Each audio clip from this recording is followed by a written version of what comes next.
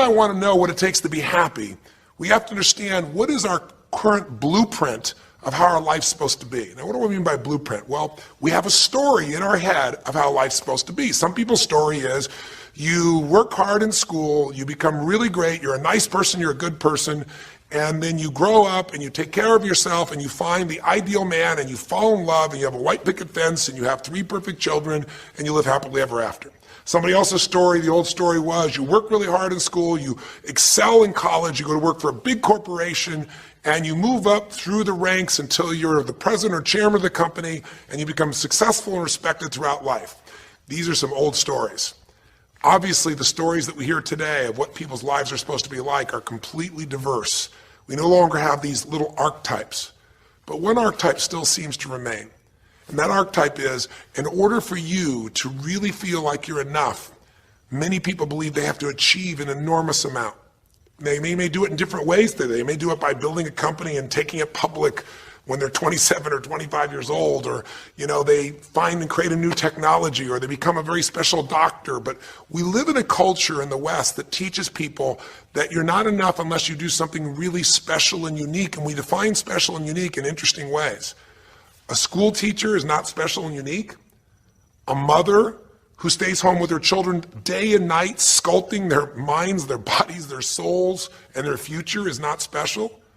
We live in a world today where we treat teachers like they're nobody and pay them accordingly, and we wonder why our children seem to have challenges in learning and growing or being engaged in school. When we spend thousands of dollars on some item like a computer, but what we look at overall, we invest in for the teacher and for that person who's the personal connection with them is so small. We live in a society where many women look down and say, well, you're just a housewife, you're just a mother. See, some of the pain we have in our society is not because there's one right or one wrong approach, but because we try to make everybody fit into some particular approach to life. Here's what's going to make you happy or make you unhappy in life. It's real simple. Let's do a quick test. If you're in a situation right now where you look at your life, I know there's an area of your life that you probably feel pretty darn good about. Even if you're not happy with your finances, I bet you feel damn good close to your kids. Or if you're not close to your kids, maybe you don't have any kids, maybe you feel really good about your career. If you're doing not so good in your career, maybe you got a really great body that you've trimmed down or strengthened up, or you really shaped yourself the way you want, muscularly, or in the way you look. Or if that's not happening, maybe you feel a really special connection with God, or really close to your mother or father or your family, whatever. Almost everybody has an area of their life they feel really good about if they're honest, and if they're fair to themselves. What's an area of your life you really feel happy about? I want you to think about it for a moment, truthfully. What's an area in your life today that if you wanted to be happy about it, you really could feel proud about it? You could feel like it's an area you're doing darn well in. And if you're really hard on yourself, there's still an area. What's an area? I want you to think of it right now. And I want you to think of that area, whether it's your body or your finances or your career or your intimate relationship or your relationship with your kids or your relationship with your creator, whatever it is. I want you to think about, why are you happy with that area of your life right now today? Why are you happy with that area of your life right now today? Really think about it. If you were in a seminar with me, I'd have you write this down. And if you can put me on hold here for a second, because I'd like to reveal to you what the formula is for happiness. And if I say there's a formula for happiness and here's what it is, you're going to go, yeah, sure, that's what he says. But if you put down the answer and we can see the formula is real without me telling you what it is, you get to look at your own life and say it matches. You're going to know this is right. So you could stop this right now if you want, put me on hold, and just write down what's an area of your life you're really, really happy about, you're really pleased with, or you could be if you wanted to focus on it. And why are you happy with that part of your life right now? Even if you're not happy with everything, what's the area you're happy with and why? Put me on hold right now, or if you're not going to do that, just think for a moment. Why? Specifically, be real. Why? Now, when I ask this, if you turn me back on now, if I ask this of an audience, I'll have people write this down for a few minutes, and I'll call on people, and I'll say, share with the person next to you first. What are you happy about, and why are you happy in that area? And be specific. And after they share, I'll have people stand up, I'll call on a variety of people, and I say, ma'am, tell me, what are you happy about? And she'll say, well, honestly, I'm really happy with my body. She goes, I never thought I'd say that, but I used to be so unhappy with it, and I finally did some things, I pushed myself through, and now I exercise regularly, and I'm not perfect, but I feel fit, I feel strong, I feel energetic, and that's really, I don't know, it just feels good to me. Now, I say to everybody, I'm now going to show you what the formula for happiness is. And it's real simple. I want to reveal it to you so you don't ever forget it. Whenever you're happy with an area of your life, it's because right now, your current life experience, I call it your LC, your life conditions, the conditions of your life conditions in that area match or are equal to your blueprint, your story, your belief about how life should be in that area. So this woman says to me, I'm really happy with my body because it's not perfect. Her blueprint is I don't need to be perfect, but it's so much better than it was. I'm fit and I'm strong and I have this energy. Her mental blueprint says I should be fit, strong, and have energy. I don't need to be perfect, but I should be that way. Well, when my life, my body matches how I think it should be, I feel good about my life. I'll ask somebody else. I'll say, tell me an area you're happy with. Someone else will say, well, I'm really happy with my career. And why? Well, I'm doing better than I even thought I would be. I mean, I'm ahead of the schedule of where I hoped I'd be at this stage. I'm working at this level in this company, and I have these skills and this ability, and it's even better than I thought. Well, once again, listen, this person's happy with this area of their life because their current life conditions in the area called their career are even better than they expected they would be, better than their blueprint, better than their belief of how it should be. If it's really better, you tend to be over the moon. One woman would say, I gotta tell you, I said, I'm the happiest I've ever been in my whole life. How come? She goes, because I have this man in my life and I'm in love with him and he loves me and I can be myself with him. And we have this incredible intimacy and this passion and we want to be with each other all the time and I never get bored with him. Well, what's her blueprint? You want to be with somebody that you can have total intimacy with, somebody who you love and loves you. Those are part of her rules, her beliefs of how it should be. She said, it needs to be, I never want to be with anybody else. I want to be with them every moment. Her blueprint about how life should be and the way she lives, her relationship's even better than she hoped. When it's better than you hoped, you're going to be totally excited. So think about this then. What's an area you're not happy with? Let's see if we can find the formula for unhappiness. If the formula for happiness is to be able to meet your expectations or exceed them, that really makes you excited, but to be happy, you got to at least meet it. It doesn't have to be perfect. But if you generally are meeting what you expect you want from your life in that area, you feel good. Life conditions match blueprint, feel good. So what makes you feel bad? What creates pain, stress, frustration? Real easy way to figure it out. Answer this question. What's an area of your life you're not happy with? I mean, be honest with yourself. And even if your life is great in all kinds of ways, I'm sure there's an area you'd like to improve. Anybody who's honest, if they're doing great in their career, very often they don't take care of their body so much. If they're really focused on their body, very often they find themselves in a position where they're not spending enough time with their kids. Or if they're spending time with their kids, their intimate relationship's not doing so well. Because it's the nature of human beings to focus on areas they feel comfortable with and strong in and give those time. And the areas they don't feel so strong in, they go, I don't have time for it. What they're really saying is, I don't feel very competent in that area. So what's an area of your life that you are not as happy with? I mean, it's healthy, honestly, to look at areas and say, I don't like it, I want more. This whole concept of a breakthrough is about how do I close the gap between where I am right now and where I want to be. That's what we're here to do. It's like, here's where I want to be, here's where I am. It's healthy to see there's a gap. That makes me have this hunger, this drive to grow, to feel alive, to expand as a human being. So what's an area you're not pleased with? Is it your body? Is it your finances? Is it your career? Is it your spiritual life or lack thereof in terms of feeling connected in that area? Is it your kids? Right? What's the area? What's the area that's not where you want it to be? And then answer for a moment, why aren't you happy with that area of your life right now? Why specifically today are you not happy with that area of your life at this stage of your time of your life? Again, you can stop this and write it down. Might be useful for you. Or if you're going to keep it running, you can stop it and you'll turn it right back on and I'll kick into it. Do that now.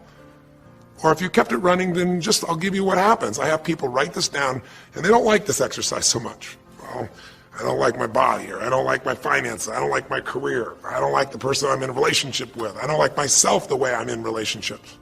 Why? And they write it all down. Have people share back and forth. I call on people and the lesson's pretty clear. I tell people in advance, here's the formula for unhappiness. I'll show you before you do anything else. When your life conditions, the way you're living your life today, does not match, it doesn't equal your blueprint, your story of how it's supposed to be, then you're going to have disappointment, frustration, or pain. If your life is way different than the way you think it's supposed to be, you can have enormous pain. If it's a little different, you might feel stressed. Make sense? So people stand up and they say, tell me, what's the area you're not happy with? And the person says, well, I'm really not happy with my finances. And I go, why? And they say, because I'm doing worse now than I was 5 years ago. I made mistakes in the market, and at this stage of my life, I should have this much money, and I don't have it, and I don't know how to change it, and it's making me crazy. And why are they crazy? You say, well, because they don't have their economic needs met. No, you can not have your economic needs met, and you can still be okay, but when you have an idea, this is what my need is, and I did the wrong thing, my life doesn't match how I'm supposed to be, that's when people get a little crazy. See, think about it. If you grew up taking care of folding your own clothes, making your own meals, going to the store, doing the grocery shopping, cleaning the bedroom, cleaning the house, vacuuming, taking out the trash, and you did that your whole life, then if you have to do that later on, you don't feel like you have economic pain because you don't have a maid. But if you grew up in an environment where everything was done for you, you never have to work, and now suddenly you have to work incredibly hard to just pay enough money to pay your bills, and all of a sudden food is building up and the house is dirty and your clothes aren't folded and nothing matches, you might find yourself really angry and frustrated because you have a different story about how life's supposed to be than how it is. Someone else will say, well, I'll tell you why, because I'm in a situation now where, I'm 30 pounds heavier than I should be. Should be is the key word. There are people in all cultures who love being big. There are people that will walk around and someone else might think they're massively overweight, but they're going, I own this, honey, and they really, truly, they match their blueprint. Big is beautiful, because their idea is big is beautiful. I'm big, that's beautiful, matches my blueprint. Rock and roll, I'm happy as can be. Somebody else can look like a twig and be stressed out saying, I hate my body, because their blueprint says I should be the skinniest thing on earth, and I'm not skinny enough. Am I making sense? When your life conditions don't match your blueprint, you're going to have pain. But here's when you suffer. When I ask people, who here has been through the dark night of the soul? Who's been here in a situation where you feel like life isn't worth living, or we feel like a pain that just will never go away? And a lot of people write down those experiences, like Joaquin. So you'll begin to understand what the issue is I'm talking about here. Joaquin, if you recall, was in a situation where this man felt like there was no reason to live. He couldn't work, he couldn't do anything, his life was worthless. Why did he think that? Because he had a blueprint. And his blueprint said, I need to be an NBA basketball player, at least a professional basketball player. I need to be able to make money and have this great lifestyle, because that's what makes me worthwhile as a human being. That's what makes my family respect me, my mother, my uncles, my aunts. I'm the successful one in the family, and I make the money. I support everybody. He's a good man. He didn't come just to be successful. He took care of his mother, his family. He tried to be an inspiration for people. Joaquin Hawkins is a man who was always going out on his free time and training kids and showing them the pathway to freedom, how they could play basketball and get free like he did and get out of the inner city. So this man is not a selfish man, but he knew this is the way to be worthwhile. This is the way to be able to give to people. This is the way to take care of your family. And all of a sudden, one night, what happened? That way was taken from him. He has a stroke. And in the middle of the night, his life conditions make it impossible to be who he has to be, or he feels like he's worthless. You get it? We have an identity. We have a story of how we're supposed to be. And if life somehow gets in the way of that story, we feel pain. But if we feel we have no control, that's when we go into suffering. See, it's one thing to say my life doesn't match my blueprint, I got to lose weight. That might stress you out. Or my life doesn't match my blueprint, I'm not in a relationship, I got to get in one. That might motivate you even. You might not like it, but you're going to find a way to get in one. Or my career doesn't match how I should be, you could change it. But when you start believing that your life doesn't match your blueprint, and you have no control to change it, you're helpless, that's when people suffer. And so this week, for your breakthrough, it's a chance for you to start to take a look at your blueprint anywhere you're really having pain. Hey, look, if you're doing great in some area of your life, celebrate it, of course, and I'm sure there are many areas you are. But life is really a series of growth spurts. I mean, two things in life make you feel alive: growing and giving. And what's really wonderful about this man, Joaquin, is he was constantly growing, trying to get better, trying to be a better teammate, a better basketball player. Think about it. When he didn't make the teams and he didn't make the NBA, he didn't give up. He worked even harder. The guy was always striving to become something. And he became it, and he achieved it, and then life took it from him. Isn't that the common denominator with so many of the people in the stories of this 6-part series that you saw, these 6 specials? I mean, Frank and Kristen had a blueprint of what life was supposed to be about. We're supposed to get married and have children, and we're going to have our own business. And all of a sudden, life doesn't match the blueprint. And suddenly, there's depression. Because in their case, they said there's nothing we could do. But they were wrong. They were wrong because they discovered, and Frank discovered, I can make a difference in my wife. The chair, even though I didn't create this and didn't ask for it, this chair does not define me. I can become more than I was before. I can have the impact with my wife. I can have children. We had to change his blueprint because we couldn't change all the conditions of his life. Does that make sense? I couldn't get him to physically walk again. Maybe someday he will, but we can't count on that. What we got to count on is that he can be fulfilled by seeing he isn't helpless. And I did that through a series of experiences that violated what he thought he couldn't do. The same thing was true with almost every one of the people we worked with at some level. And in Joaquin's example, it was also true. Joaquin said, well, I can't ever have this quality of life again because I'm not a professional basketball player. And he was locked into that mindset, and all of us get locked at times. But to his credit, to a system of steps, we were able to break him out of that. We were get him to see that he isn't helpless. Because here's your choice. Watch this now. If you're suffering, if you're in pain, your life doesn't match how you think it should be, and you think you're helpless to change it, now you have only 3 choices. Choice 1, blame something. And that's what Joaquin did, if you recall. He blamed his coach. He blamed what happened to him. And of course, these things were outside his control.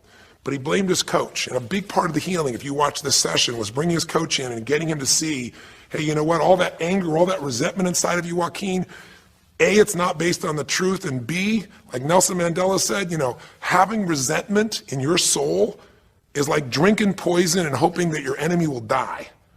It doesn't work that way. And when Joaquin was able to break out, his breakthrough was a change in perception, to realize this coach wasn't stopping me. I just felt like I lost everything, and so I don't know how to change it, so I'm looking for something to be mad about, someone to blame, so I don't have to blame myself, or I don't have to feel so helpless. Because when you're angry, you don't feel so helpless. You feel strong for the moment, even though it's a fake strength. When he was able to make that breakthrough, he could stop blaming. Because these are your 3 choices. When life doesn't match how you think it should be, blame something. An event, someone else, or yourself. As we talked about earlier in this series, blame games just destroy you. There's no progress when you blame. For the moment, you feel okay, but nothing changes. What are your real choices? You only have 2 choices in life. If life doesn't match your blueprint, you either have to change your life. That is, you got to say, you know what, my body isn't there, I'm going to go work out. My relationship isn't there, I'm going to change it. I'm not making what I got to make, I'm going to retool, I'm going to get a new skill, I'm going to go back to school, I'm going to start a business, I'm going to do something. You have to do something to change your life. Or, in order for you to be happy, if you can't change your life, you're going to have to change your blueprint. Usually in life, it requires a little bit of each. Does that make sense? And if you change your life and change your blueprint, you can have an extraordinary life. And what you witnessed this man do was, once he let go of his anger and his denial, once he started to look at things, he began to find, by spending time with his family, that he was worthwhile being loved whether he played basketball or not. Of course, he'd love to play basketball, but professional basketball was no longer a part of it. And we got to get Joaquin to shift that. And Joaquin is a metaphor for all of us. Because all of us are going to have times in our life when what we want or think life should be like isn't going to match how life really is. Those moments, if we blame, our life goes into pain. If we change, we can change our life and match our blueprint. But we have to also know when it's not within our control. And that's how we're able to make a shift and change what our story is for our life, what our expectations are, not by lowering them, but by changing what that model really is. I hope this makes sense to you. I'll give you a great example. Years ago, I do a lot of work with business people, celebrities, people of all kinds of walks of life. And I was dealing with a group of people, and they knew a very, very powerful celebrity. And to give that person privacy, I won't tell you too many details, so you can't figure out exactly who it is, but it would be a person who was very successful as a woman, who was extremely attractive by cultural standards, a woman who's had a lot of dear friends, a lot of deep respect, so great skill, great ability, extremely talented, quite attractive, quite wealthy in financial terms, and lots of great friends. This would be, for most people's idea, the ultimate blueprint. If your life matches that description, you must have an incredible life. But ironically, this particular individual, as famous as they were, was depressed all the time. They had seemingly everything, and yet the person was depressed. How do you get depressed when you're smart, and you're strong, and you're beautiful, and you got great friends, and you're rich, and you're famous? Well, it's real simple. People said, I don't know what it is. Everyone's tried to help her. She's been through counseling. She's got all these different drugs. Nothing's working. She's taking antidepressants and she's still depressed, which is not uncommon, by the way.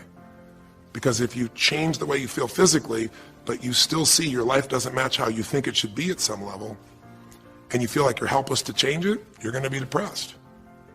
So I said, bring her to me. I said, I can help her. I know that sounds like hyperbole, but I absolutely can help her. Well, how do you know that, Tony? Because I already know what the problem is. I know if someone's depressed, it's because they feel helpless because their life doesn't match how they think it should be. I just don't know what her blueprint is, but we'll find out what it is, and we'll either help her change her life, or we'll help her change her blueprint, or both. Long story short, and very quickly, I'll tell you the core of it. She came to me and she spent maybe the first half an hour telling me, apologizing, saying, I know I should be happier. I know it's silly for me to be depressed.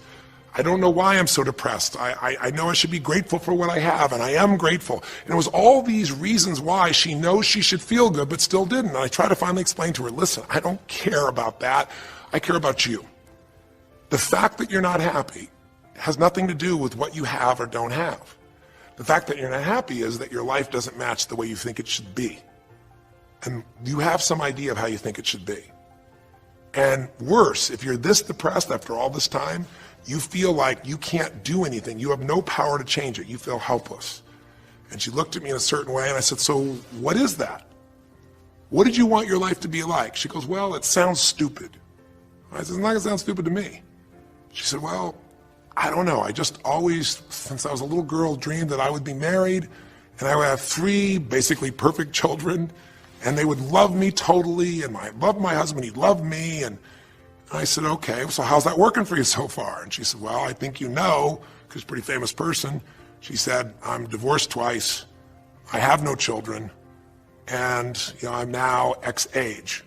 And to give you a clue, that age would be an age where having a child, your own natural child at least, barring a medical miracle, is not going to happen. So I said to her, well, why don't you just adopt? She goes, no, that's not it.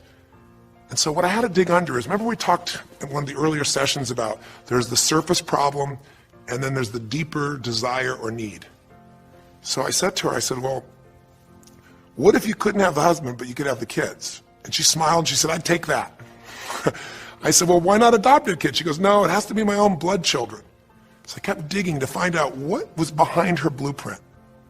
Because your blueprint is just a projection of what you think you need to be happy.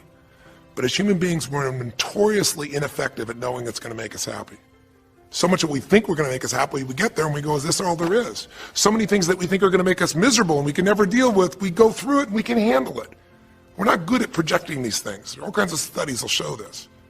So I said to her, well, what are you hoping to get from these 3 children? Why do they have to be your blood children? And she finally said, well, if they're my blood children, I know they'll always love me. They'll never leave me. What was she looking for? Unconditional love. She had this big blueprint that said, White House, picket fence, 3 children, perfect husband, all these different things. But what was behind that was a need to feel like she could have love that would be certain and wouldn't go away. So I can help her meet that need. So I said to her, I said, well, maybe one reason you don't have a husband is because every time you look at one, you're trying to figure out if he's going to get you those 3 kids in time and how that's going to happen. And maybe he feels a little stressed when you're looking at him this way because he can feel what's going on behind your bed, even if he doesn't know what the words are. And she started to laugh. She goes, I guess I've probably been that way a good portion of my life. And she goes, people wonder, why I'm so uptight. I said, you're uptight because you felt like you're running out of time trying to meet some picture. But I said, all you really want is love. I said, don't you have a lot of love in your life? Tell me about your friends. And gradually, I got her to start seeing this love that she was trying to get was already here. It didn't match the picture. Maybe we could paint a new picture of what life could really be like and make sure that picture met her deepest needs. That's basically what we did with Joaquin. Joaquin wanted to be a professional basketball player because he loved basketball, yes, but also because he wanted to be that man who was a leader. He wanted to be a man who was the good man. He wanted to be the one who brought energy to people. He wanted to be the man people would look up to. He wanted to be the man who could take care of his family in style, all of his family, not just his daughters and his wife, but other people as well. Underneath it all, he wanted to know that he mattered. And through the process that you saw in this show, he began to find out that he didn't need to be angry at the world, that yes, his blueprint was taken from him, but his soul and his ability to be a special human being that could touch other people was not taken from him. That maybe his real gift was his ability to inspire young kids, his ability to get himself to do whatever it took. How did he become a professional basketball player? Unbelievable discipline, unbelievable drive. He started bringing that to picking up trash, and the game started to change. He started to have fun there. He could come home and take care of his kids and pay his bills. That doesn't solve everything, but it gives him a way to suddenly regain himself. When he sat around with all of his family, and you saw part of those scenes, and if you watch little areas of browsing this week, you'll see some more scenes from his family where you see him begin to realize they love me whether I'm rich or poor. They love me whether I'm a professional basketball player or not. They love me. That's what he was really after. And when he got that, it allowed him to let go and say, I can do other things. That doesn't mean he won't have challenges. We're all going to have challenges in our life. It doesn't mean that at times he won't wish he's doing more, but he's no longer stuck. He's broken through because he now knows I have control. I can change my life or I can change my blueprint. And when I do, I can fulfill it. I can start to feel that aliveness. Now here's the trap. What do you think happens once you fulfill your blueprint regularly? Once you figure out how to do what you always dreamed of? You always dreamed to live a certain way, and now you're living that way every day. Well, the human nervous system, the human spirit needs to grow. So pretty soon you'll get bored with that, and you'll come up with a new blueprint. That's part of life that's exciting. See, if you and I from this day forward are going to be happy, just remember what we've said. It takes two things: grow and give.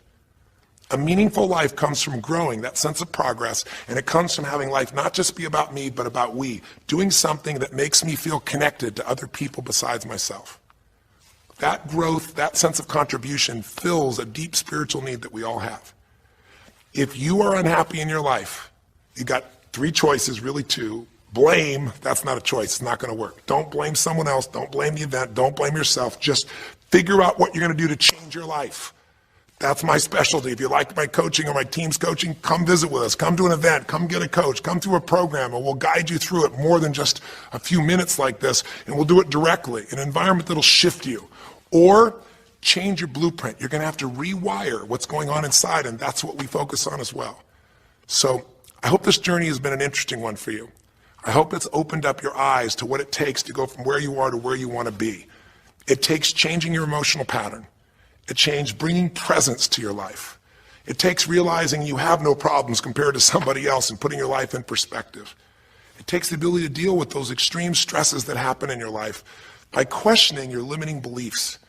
And again, we'd love to coach you and show you how to change those in a permanent way where it happens automatically, just like lifting weights so often until the muscle's always there and you find yourself able to follow through. It takes for you to be able to figure out how to deal with crisis and how to turn it around. It takes facing your fear. It takes pushing yourself through what used to stop you. It takes putting yourself in a position where you connect to what's more important than just yourself, what you value than just yourself. And it takes, I think in this case also, the ability to realize that no matter what happens to you, you're more than that moment. You're more than the story you think you're supposed to be. And that even when you're not matching what you think you need to be, maybe there's a reason for that. Maybe you're having to find a different part of yourself that's going to fulfill you at a much deeper level. Sometimes failing to get your goal gives you your destiny.